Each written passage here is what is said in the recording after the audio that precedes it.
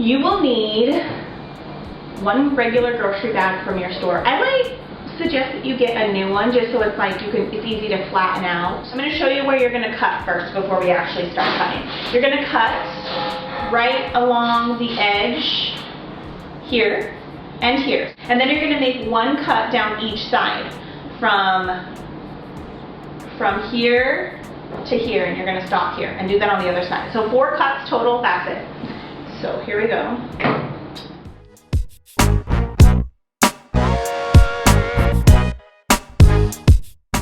Okay, so after you cut it, you're left with this big piece that looks just like this.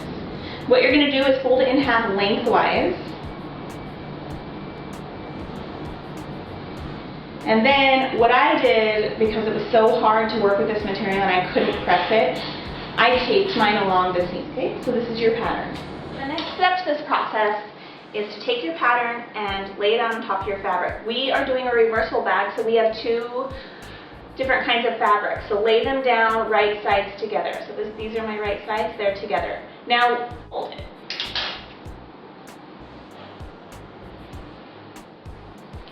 And then you're going to lay your pattern on top with the fold right directly on the fold that you just made. And then you pin.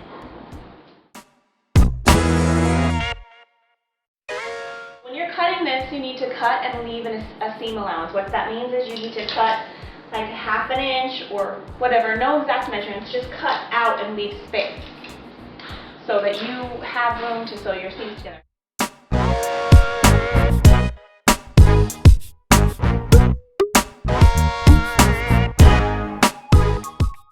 Okay, so now that you're all cut out, you're going to want to take off your pattern, we're done with that, and lay the 2 pieces flat.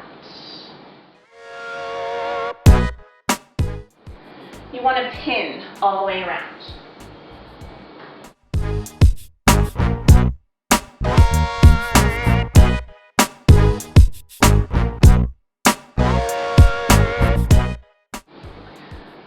Okay, now we're all pinned up. So now what you're going to do is go to your sewing machine, you're going to sew a straight stitch all the way around the outside. And you're going to leave an opening enough to turn it inside out. I usually start at one of the corners, so all the way around, and then I leave like this much open. That was enough last time for me to turn it. Okay, so make sure your machine is just on a regular straight stitch. And you can get going.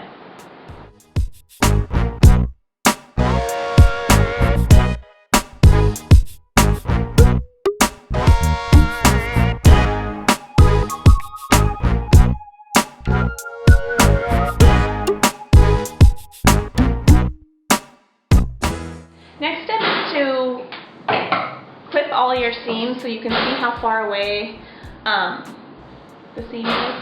So you're going to cut them closer to the seam, and then every corner that is cut a diagonal.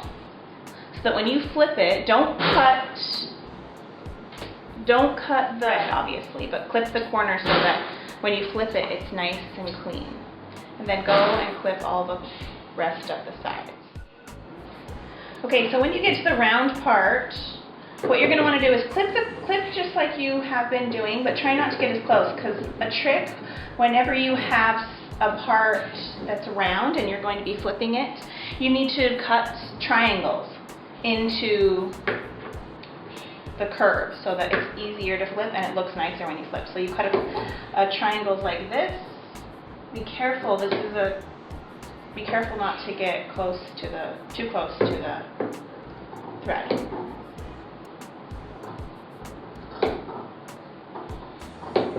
You can just do as many as you want. Sometimes people like to do a ton, sometimes I'm not. I hate these little triangles, they really bug me, but I usually do a few just to make it so my turn is nice. Okay, so now all of your seams are clipped and you are ready to start turning. So what you're going to do is find the spot that you left open, and you're just going to slowly start turning. Don't be too rough during this part because it's really easy to rip your seams. So slowly start turning it inside out, pulling the whole thing through. Okay, so now your bag is turned inside out. The next step is to press it. And this part you want to press inside so that you can sew it when you get finished pressing. So next step, go to the iron and press.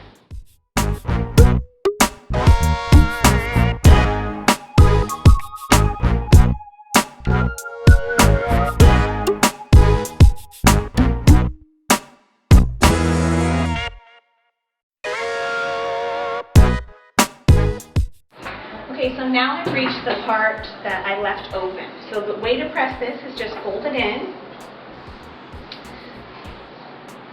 so that it matches up with your seams and it's not too small or too wide, but both sides need to be folded in. So now your bag is all pressed, your seams look really, really nice. And so the next step is to go back to the sewing machine and you're going to stitch as close as you can to the edge, one straight stitch all the way around. I would suggest starting with the opening just so you can move that out of the way.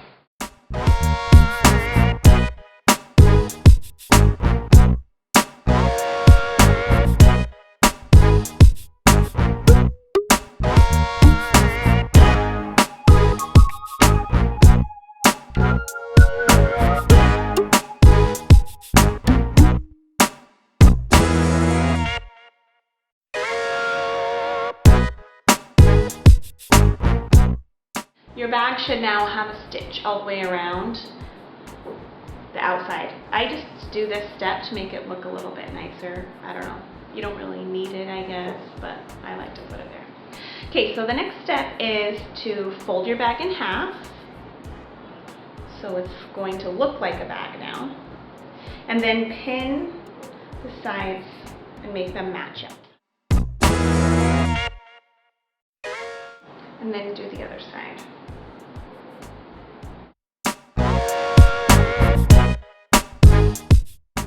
Okay, so now what you're going to do is just take a straight stitch and go down both sides. And then you can be done if you want with the side part. I'll do a straight stitch and a zigzag on both sides.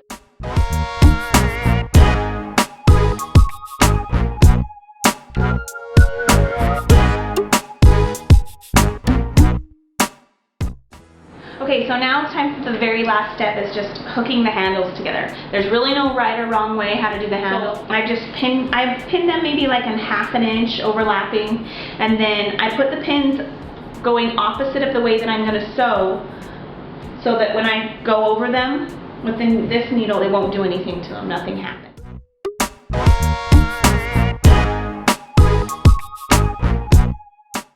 Okay, so this handle is done. I'm just going to clip my string. Last one over here, and then we're finished. And then flip it inside out and make sure it turns really nicely, and there'll probably be some strings inside on the corners maybe. And then if you want to make the last step, you don't have to do this part, but if you want to, go ahead and turn it inside out. Just press this side so it looks a little bit nicer, which I'm gonna go do, and then we'll see the final product. Okay, just finished pressing this side. So here's your finished bag. Put some stuff in it, go to the grocery store, make up a bunch of them, and you have a great way to go green. Also, this doesn't take that much fabric. Probably, I don't know, maybe a half a yard, I don't know how much. But it doesn't take that much. So if you have some old clothes or an old t-shirt that might have a few holes in it, cut it up and have enough to make a bag like this easily.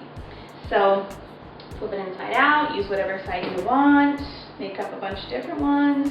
Under an hour, you have a quick reversible grocery bag.